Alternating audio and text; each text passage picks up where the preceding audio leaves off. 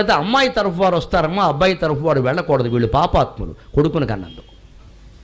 మా వాళ్ళు వస్తారు మీరు రావద్దు పెడుతున్నారు స్పష్టంగా నెట్లో. మా ఇష్టం, మా వాళ్ళు వస్తారు మీరు రావద్దు. మరి వీళ్ళు కొడుకుని కన్నవాళ్ళు ఏమైపోవాలి?